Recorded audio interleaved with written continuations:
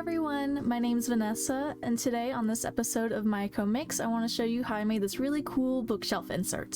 For this project, I really wanted to base it off of Fallout 4, and I really like how it turned out. So let's get started and see how I made it. First things first, I sketched out a general idea of what I wanted it to look like, what in-game locations I wanted to include, and I also mapped out what color lights I wanted it to have. Once I was happy with the sketch, I began mapping out all of the structures that I would need to build. This included measuring out the space that it would eventually call home. The measurements I ended up going with was about 11 inches tall, 6 inches wide, and 8.5 inches deep. I think this is pretty big for a bookshelf insert, but it was what I was comfortable with as I haven't really made anything that was miniature before. With the measurements in mind, I started mapping out all of these structures. While I was doing this, I paid special attention to all of the places that I would want to emit light. This took a lot of planning and contemplating what color I wanted it to emit, how I wanted it to emit that light, and so on. What I eventually came up with was using a string of battery-powered LED lights across the entire bookshelf inserts, and using dyed clear Worbla to change that color whenever I needed it. I'll have more information about the dyed clear Worbla later on in this video, but if you're interested in the string lights that I used, I'll go ahead and post a link to it down below. And while we're at it, I'll post a link to anything else that I use in this video down below so that you can check it out if you'd like. Once I was confident with the structure of this bookshelf insert, I began building it all up. The majority of what I used to create this structure was a foam core board that I think I got at either like an Office Depot or a Staples.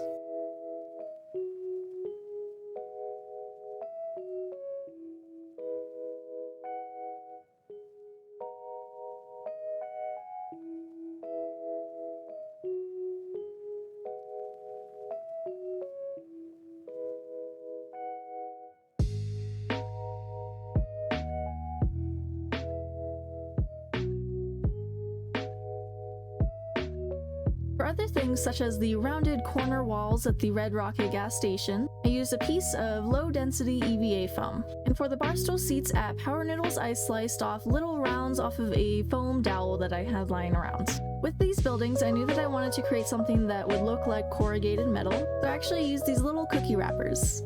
It's really a win-win-win because I get something that looks like corrugated metal, I get to eat some cookies, and I get another sewing tin.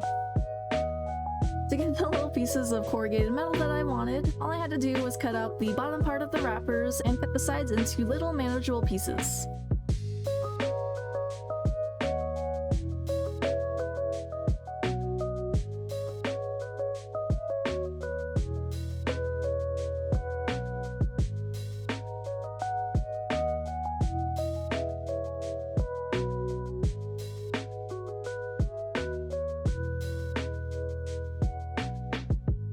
To create the signs for Red Rocket and Power Noodles, I just pulled up a reference photo and freehanded an outline to follow.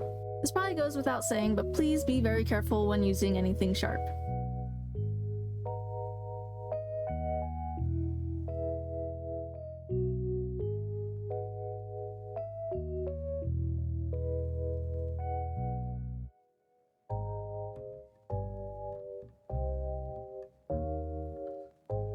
Once I was happy with how the signs looked, I glued them into place and started adding all the other details. I know it doesn't really look like much right now, but just you wait, it's gonna look really cool in the end. Or at least I think it looks really cool.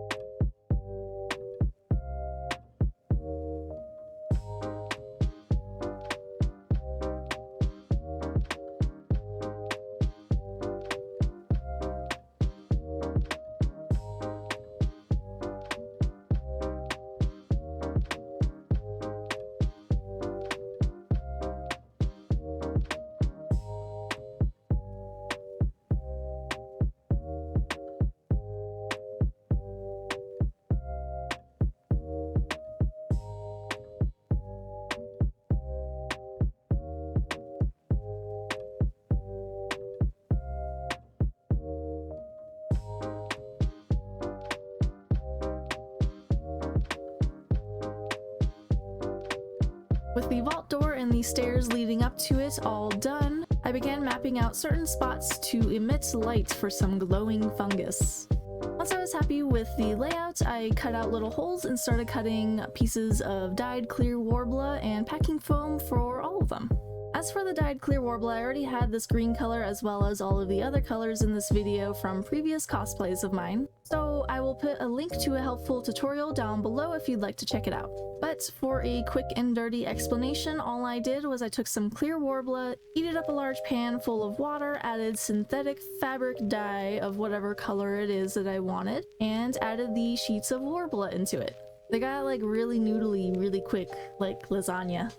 And I let them hang out in there over a heat source until I got the color that I wanted. Also, make sure to use a pan and possibly tongs that are specifically not for foodstuffs. Alright, back to what we're doing here. I used the packing foam that I mentioned earlier on the backside of the dyed clear Worbla, and I found that this is really helpful to diffuse the light that will be coming through there. That makes for a really nice effect. With the packing foam and Worbla all secured in place, I used some foam clay to create what would be like a cliff face. This was also to conceal the edges of Worbla and to give the glowing fungus a nice platform to be growing out of. And speaking of the glowing fungus, I found that the best way to make them was to use some wire as a base to give them some structure. I believe that I'm using 16 gauge wire and I just cut them into little pieces. I then took those pieces and began sculpting some little mushrooms using the same foam clay that I mentioned earlier.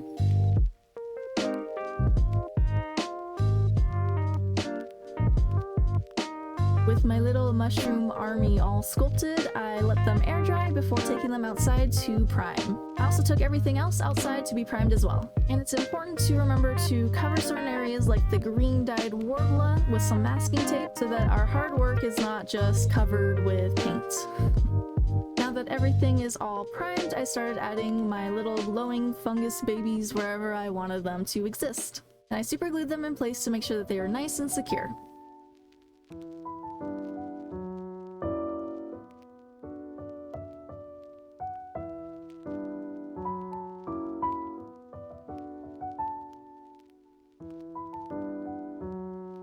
Before getting started on the painting, I used some gesso to roughen up the surfaces and to give them a little bit more texture.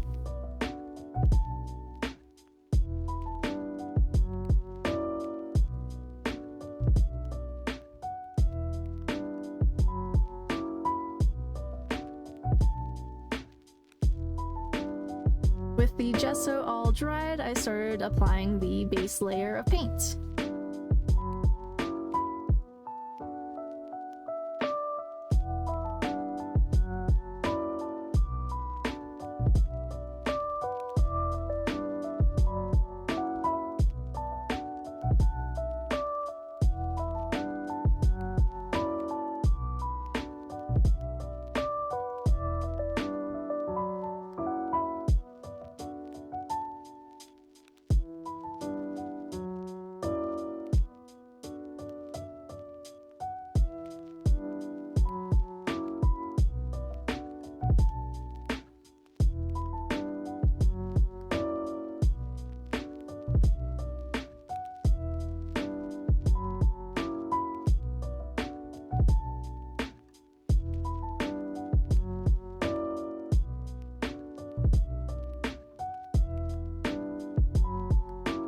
Now that the base coat of paint was all done, I started attaching little pieces of dyed clear Worbla wherever I needed them. I did this the same way as before with little pieces of packing foam to help diffuse the light.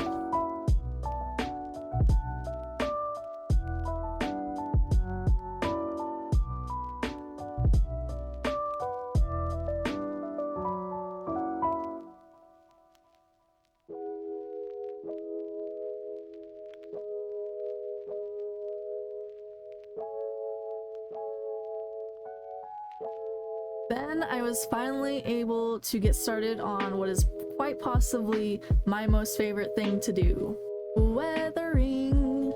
To do this, I first sealed all of the pieces with clear coat, watered down some dark brown acrylic paint, and I just started making a real big mess out of everything. I would then wipe it kind of to leave behind a nice aged and dirty look. I find it kind of remarkable the difference that this step makes.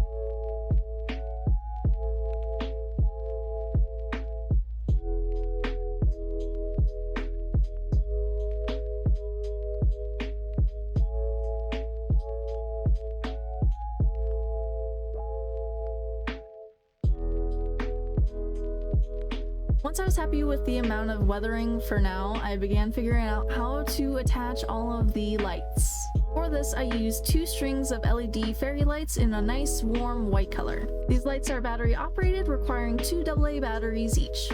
I only use these because I already had them and I've been needing to use them. But if I could have picked out something else, I probably would have chosen something that would plug into the wall and would also have more LEDs on one string. I think these ones had 20 lights each, but I didn't want to be wasteful, so I used them anyways. To attach them, I arranged them section by section in the way that I wanted them to lay, and then secured them in place with some hot glue.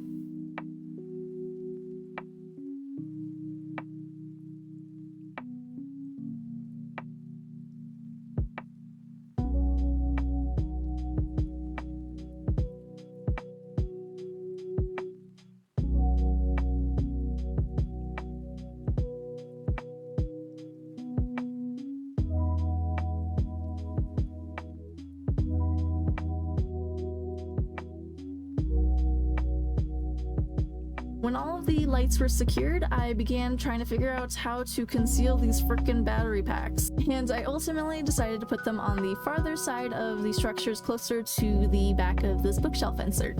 I wanted to make sure that they would be pretty easy to access to turn the lights on and off, as well as to change out the battery whenever I needed to. Once all of that was figured out, I began sealing up the buildings and putting the whole structure together.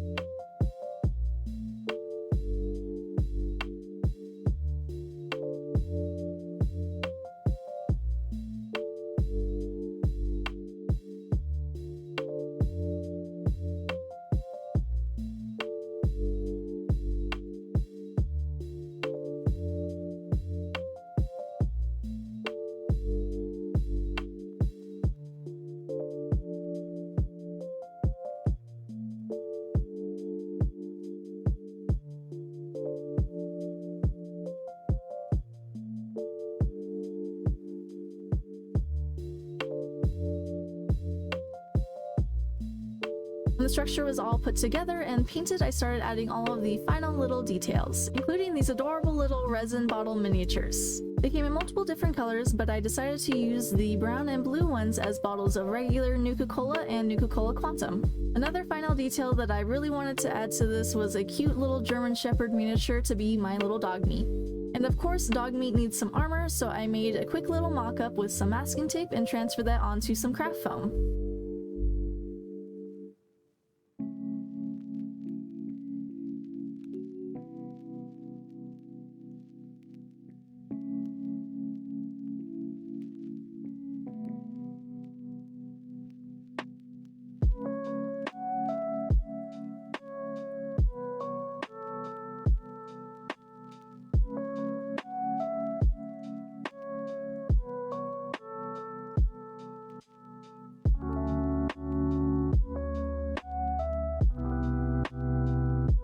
With dog meat and the glowing fungus now added, I did one more bit of acrylic wash to finish everything off.